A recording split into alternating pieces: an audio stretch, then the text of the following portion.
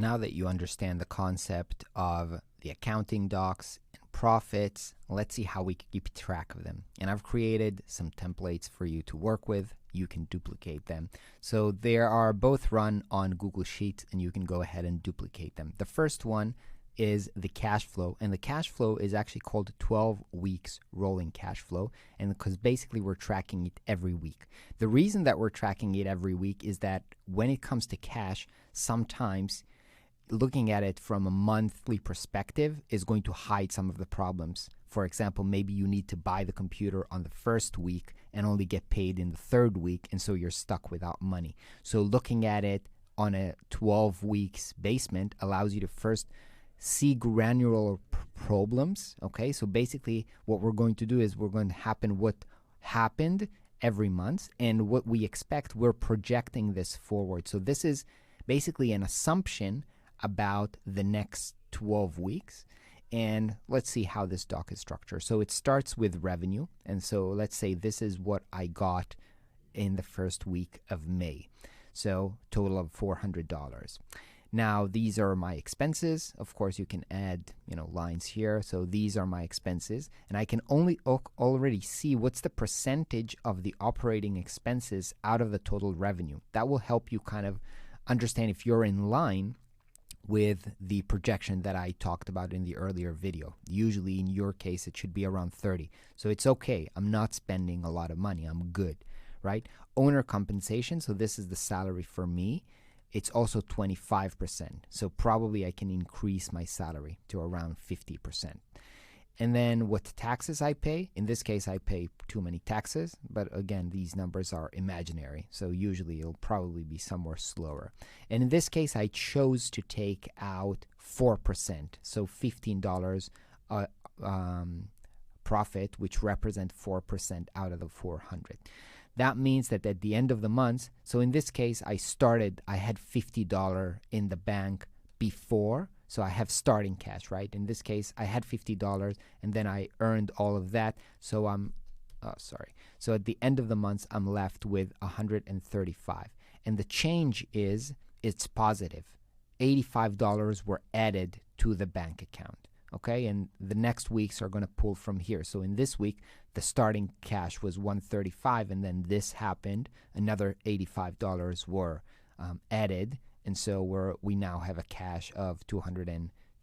Okay, and of course, change the numbers. So the way I'm running it, and I'm doing it on a weekly, and then I'm doing a total for the months just to see how the month did. Okay, so this basically just sums up the 4 weeks to see how the percentage look like. Of course, the numbers are duplicated, but it's going to be helpful to see how the months did. Now, the way that we do this is, as I said, we project forward. Okay, you close the deal. When do you think they're going to pay you? You know how much assumption you have about your expenses, and so you can imagine what's going to happen in the next 12 weeks, which is basically the next 3 months. Every week that's passing by, basically what I'm doing is I'm going to hide column, and I'm going to add another column here. So I always have the next 12 weeks in mind, and it helps you to project. Of course, you're not going to be 100% accurate. Sometimes they're going to pay earlier or late. Sometimes you're going to have more expenses or less, but this is a projection because what you want to see is if you have problems here.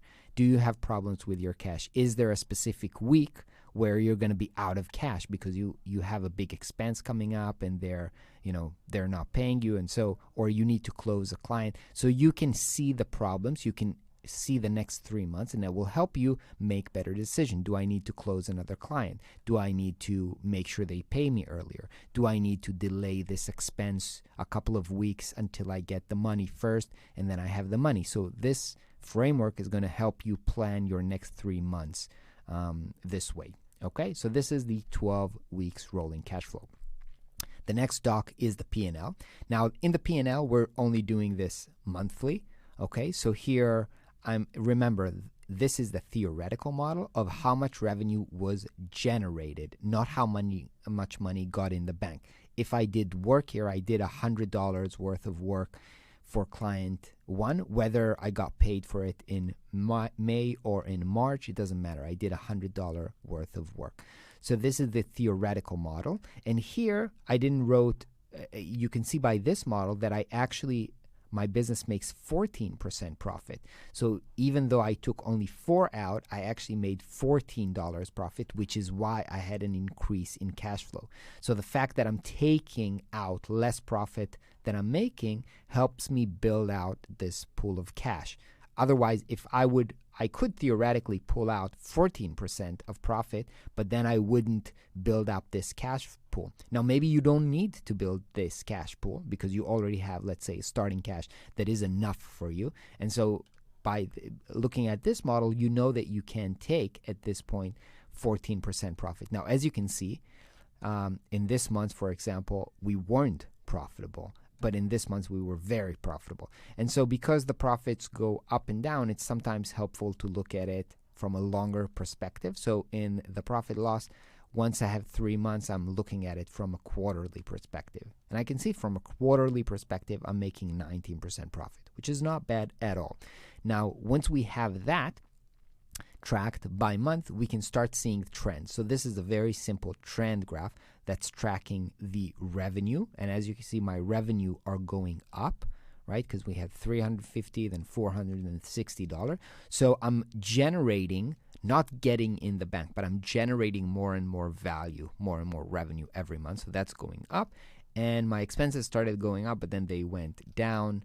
I had some outsourcing, big outsourcing here, but then I didn't pay for the outsourcing in June. So the expenses are going down. So this is kind of a good trend, right? Expenses are going down, revenue are going up. Everything looks pretty good here. But if your graph doesn't look like this, it tells you that something needs to change. So these are the basic docs that you need to duplicate and you need to keep track on. You might remember that we are actually using this Coda doc to manage. I showed you this earlier, and we will be working with this master doc that maybe you've duplicated by now. And here in the projections, in the financials, I've embedded these docs. So these docs are hard to manage inside Coda. That's why I'm still using Google Sheets for them. But you can actually embed them so that when you're using this doc, you'll have a quick glance into these docs. And I've put here the instructions of how you do them. So you have the link here. You can go ahead and copy. And then to make sure that you're embedding your doc and not mine, you can click here on the edit and change the link here to embed your own copy, so that whenever you're using this business processes, or maybe if you have somebody else updating these Google Sheets docs, you can always get a quick glance of them here because they are embedded in your master doc. Now, let's get back to this. You need to be keeping track of this regularly, right? The 12-week rolling cash flow needs to be updated weekly, and the P&L doc needs to be updated monthly, okay? If somebody else does that for you, and we'll talk about this in a sec, make sure that you still review your cash flow weekly, okay? Maybe you don't punch in all the numbers, but you want to keep an eye on your bank account and the projection for the next 3 weeks to understand if there are problems that you need to address, okay? Now, if you are like me, maybe you can't stand to track the numbers, right? How many expenses we had, how many invoices we get. So you might want to have somebody else do that for you. Because I hate it so much, I hate keeping track of the numbers, that was my excuse, or why I actually avoided doing it for so many years. But the fact is that because of my personal preference of not doing it, I was running blind. That was creating anxiety for me and caused to me making bad business decisions. So you must do this. If you can't do it yourself, understand this about yourself and delegate it. You can either have your bookkeeping or accountant do it, or somebody else. You can hire somebody. In my case, it's my wife who helped me do that. Maybe in your case, your wife is better in numbers than you are, like in my case. But just make sure it happens. Whether you do it or somebody else, make sure you're keeping track of what's going on.